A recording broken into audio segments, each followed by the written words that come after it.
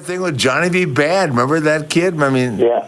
Marc Mero, you know, another guy. I know everybody loves Marc Mero for all his religion now and all that. I get it, but Marc Mero, he couldn't work. The only thing he had going for him was the fact he looked like Little Richard with a better body. Wop bop do bop wop bum bam. Too fruity or rudy. Too fruity. Yeah yeah yeah. Too fruity or rudy. Too fruity or rudy. Too fruity or rudy. Wop bop do bop wop bum bam. I'd like to introduce a football and hockey all-star. I'd like to introduce a 4-time New York State boxing champion. I'd like to introduce a WWE wrestling champion. I'd like to introduce you the Pharaoh champion of choices. Here he is, author, inspirational speaker, Marc Mero.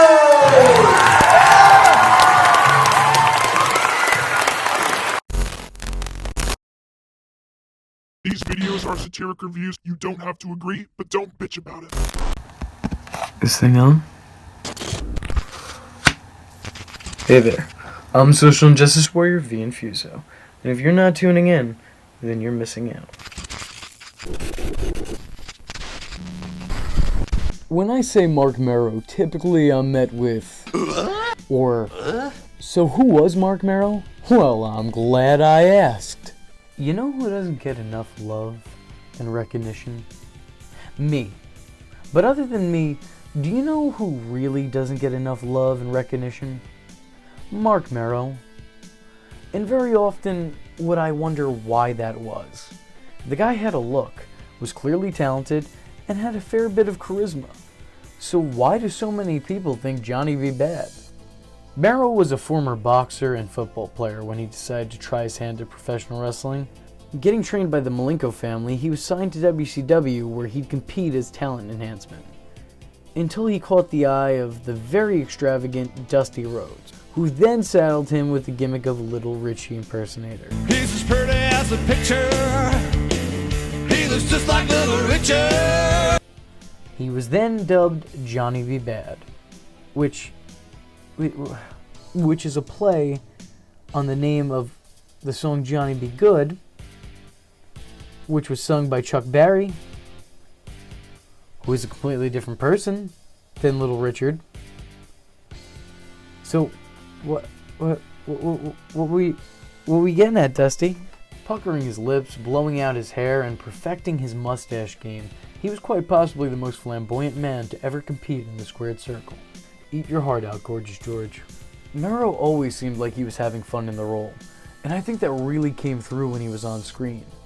It also might have been a part of the reason why he was so heavily pushed upon his debut. He was given what every up-and-comer is given when they want to push him to the moon. An undefeated streak.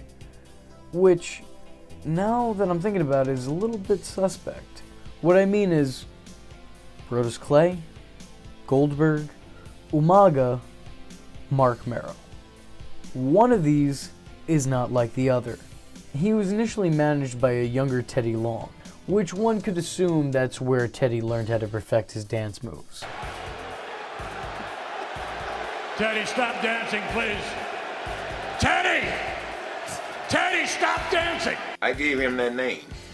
We, when he first started, we was in Columbus, Georgia, and Dusty was booking at that time, and they were trying to. No, Dusty wanted to call him Tutti Frutti, and Mark came to me and he says, "They're gonna call me Tutti Frutti." Too fruity or rudy. Too fruity. Yeah yeah yeah. But Dusty thought it was nice, so I just sit down. Me and Mark and I talked about it. I said, why don't we do this? All the fly girls will be glad and all the fly guys will be mad. Get ready for Johnny B. Bad. And I went to Dusty and I told him that, and he liked it. But if Marc Mero will tell you that, I gave him that name, Johnny B. Bad. But it was good.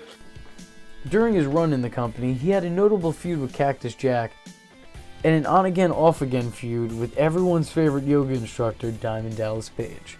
Johnny B. Bad's greatest accolades, of course, consisted of becoming WCW champion, being the precursor for a gimmick that was forced on Austin Aries, and being the inventor of the duck face. His angle with Page would initially revolve around the television championship, but would soon switch gears with Paige's manager and wife, Kimberly. Remember her, guys? His wife, Kimberly, taking center stage. Kimberly would develop a sophomoric crush on Bad, becoming more and more obvious with each passing week, until the two would compete in a match for Kimberly's services. I used to find these so strange because, like, they'd fight for managerial services of these women, and that makes sense to me. You know, fighting for a manager, especially one with a good reputation. But wrestling in the 90s, and back before it as well, kind of acted like you were getting a slave. Like, managerial services were depicted as anything the wrestler would want, usually hinting at a sexual and romantic relationship. It was very strange. Almost as strange as fighting for custody of a child in a wrestling match in which the only way to win is to climb a ladder and retrieve court papers. Almost as strange as that. Almost as strange as saying that one of your workers is a necrophiliac and that you have video proof, and then showing proof of somebody assaulting a mannequin in a funeral home. It's almost as strange as that.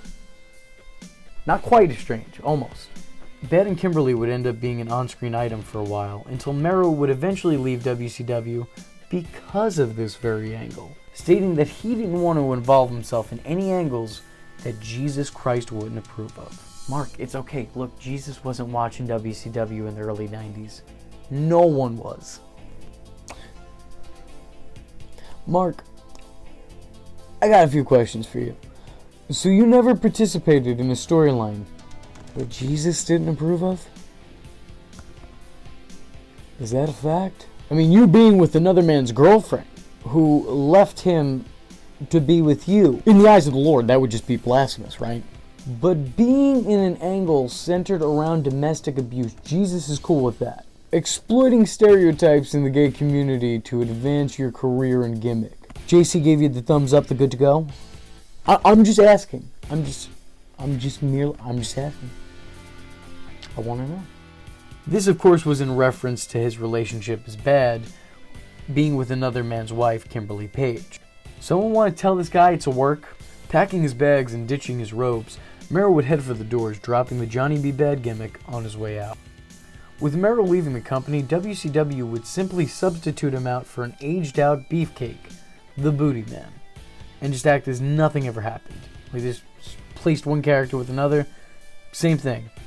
Basically the same. Forget it. Never happened. One night she was with Bad, the next morning she woke up with Ed Leslie, which I imagine is a nightmare that Hulk Hogan often finds himself waking up from in cold sweats. Entering the then WWF, he'd appear to save his real-life wife at the time, Sable, from the former Hunter Hearst Helmsley. Wow, Frank Reynolds was right. Things change. Rumor has it that Mero was signed to the first ever official WWF contract. That contract must have included a clause that any Marc Mero action figure sold must not be in his own likeness, but instead the likeness of Mr. Hanky, because they were all shit. But Marc Mero was the first guaranteed contract. It was the first one to come in. We got Mark. Everybody thought he was going to be the guy, and they gave him the first guaranteed contract to Marc Mero. And once again, that's because of the war, because there was a bidding war had started, and they didn't want to lose out. And we got him, and he was just useless to us. Yeah. I mean, I don't know what happened in WCW that he got over like he did. It was just the gimmick, that Johnny B. Bad thing just struck a chord. It just never worked up here. Mm-hmm. Much like his WCW run, again, Mark was saddled with a championship and pushed to the high heavens. Now the Intercontinental Champion, Mark was being called the Wild Man. His wife would accompany him to the ring upon his debut and thereafter. Meant initially to add to his character and elevate him as a performer, instead it somehow managed to do just the opposite. Sable's on-screen presence slowly but surely began to overshadow and completely eclipse her husband. Probably not for the lack of Vince McMahon constantly instructing the commentary team to fawn over the bodacious blonde. Mero would drop down the card while Sable continued at his side, in much better graces with an upcoming Attitude Era audience and backstage officials. Mero was eventually turned into an over-the-top, cartoonish oaf of a heel who was jealous of his wife and the reactions she'd get from the audience. He'd continue to try and cuckold Sable's success by placing her in a potato sack to cover herself from the audience. This would only help unleash Sable's inner jackal, and her stardom would for a time being become blinding. Mero would feud with his wife and eventually exit the company not long after eating a Sable bomb. See, now there is no shame in having a woman upstage you. There is, however, shame if that woman is Sable. Which it was. How do you go from wild man to marvelous? That's like transitioning from a no-nonsense Italian wise guy to a cross-dressing... Oh, that happened. Wrestling. There's something in it for everybody. Marc Mero had the mustache of an early 90s porn star, the physique of an early 90s porn star, and the wife of an early 90s porn star. Ever hear his old theme? That was actually Sable cracking the whip and letting him know who the moneymaker was in that relationship. When the Brawl for All is on your list of highlights within your career, maybe time to rethink the career that you're in. And now that I'm thinking about it, he did. I mean, what else can I say? I think the words Bad Blaster just kind of, it really speaks for itself, doesn't it? While Sable would become a fixture of the Attitude Era and the face of the women's division at the time, they literally brought back the division and the title to specifically give it to her. It's fair to say Vince probably didn't get all he paid for with the Wild Man, but it's also understandable to see why he'd want to lock someone of his talents down to the first ever contract. Mark was even kind enough to grace WCW with his presence on one additional occasion, completely embarrassing himself and others in a segment with Tank Abbott during the year 2000. However, considering that this was the Russo era of WCW, everyone was booked to embarrass themselves. So Mark, you were in good company. In a bad company. A few years would go by before he made a very surprising and low-key return to TNA as Johnny B. Bad, sans mustache. He didn't do a hell of a lot during his brief stint in the company, other than keep his legacy going for a year longer, before finally deciding to hang up the boots once and for all. Whether he was Johnny B. Bad or the wild man Marc Mero, it's hard not to wonder what could have been. Not so much with the boxer gimmick though, I'll be honest, that left a lot to be desired. And Bradshaw's going to use the strength here. Right. Wait, come on! Hey, come on! You fucking break! But when taking a look back on Mero's history, while he may not have had the most successful career on paper, it's hard to call his run an overall failure. Overall, I'm pretty glad with what we got from Johnny B. Bad. I guess the wrestling world just wasn't ready for a 4th TV title reign or a 2nd IC run. So you guys know the drill. With that being said, if you guys like the words that came out of my mouth hole, don't forget to like and subscribe. And if you have a free moment of time and a free $1 to spare, then head over to my Patreon, where for just $1, you too could help keep this boat afloat.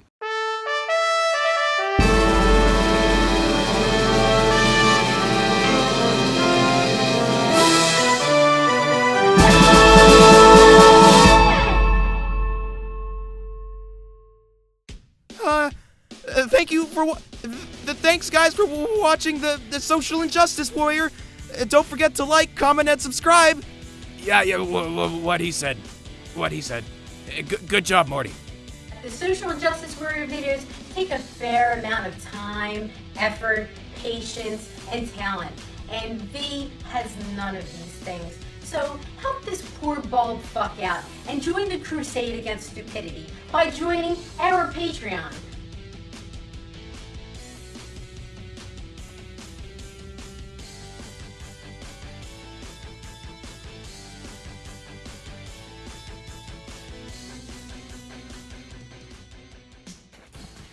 Enjoying the background? Yeah, this is Marc Mero about to give a motivational speech to a group of kids. And of course, much like the Ultimate Warrior when he went to give his very motivational speech to college kids, he too is granted a wrestling entrance. But at least he decided to bring the championship belt with him. And let me also say, I don't agree with everything he says. I don't believe in all that he believes in. But he's a seemingly good dude with a positive message, and if any of you want to take the time out of your day to listen to some of what he has to say, I'd highly recommend taking the time to Google him. Who knows, maybe I'll even make another video on him as time passes. A where is he now type of ordeal. And I want to say thank you guys to tuning into my videos. I've been getting some questions on why my editing style changes from time to time, and the best answer I have is that, much like my content and how we go from wrestling to roasting child molesters to reviewing movies that no one asked me to review, we just like to change it up around here. It helps me keep whatever's left of my sanity.